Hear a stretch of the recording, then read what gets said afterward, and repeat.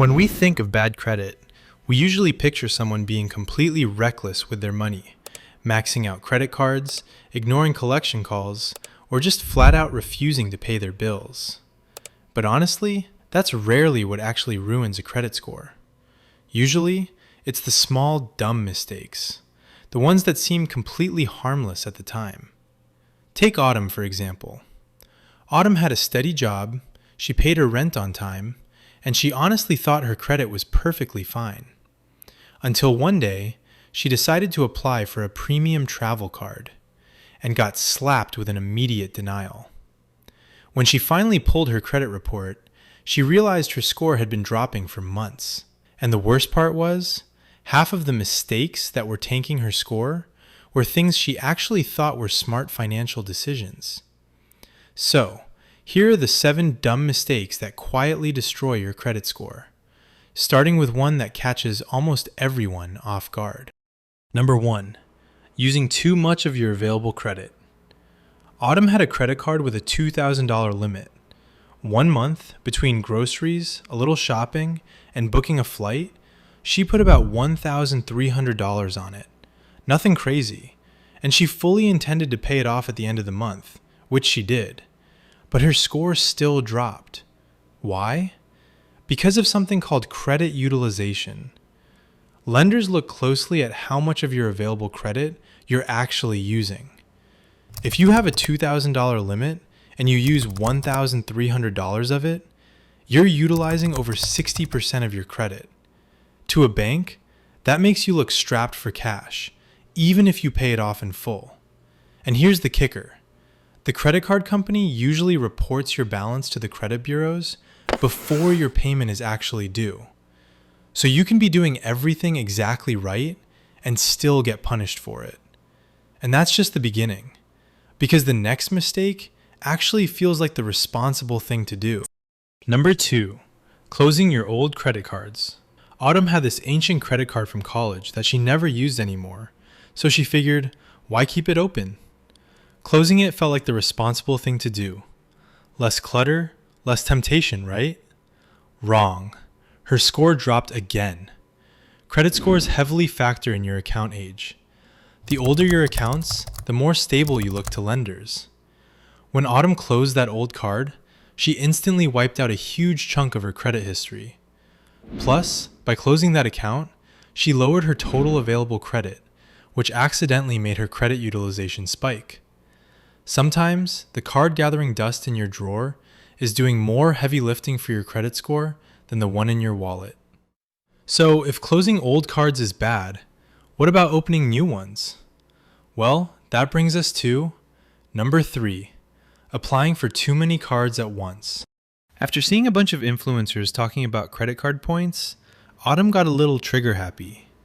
She applied for a cashback card, an airline card, and a store card, all in the span of a few weeks. In her head, she was just being strategic. But to lenders, she looked like a massive red flag. Every time you apply for a new line of credit, it triggers a hard inquiry on your report. A bunch of hard inquiries right in a row tells banks that you are suddenly desperate for credit. Trying too hard to build your credit can actually end up wrecking it.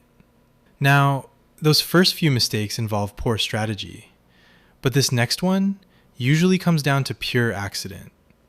Number 4, missing a tiny, insignificant payment.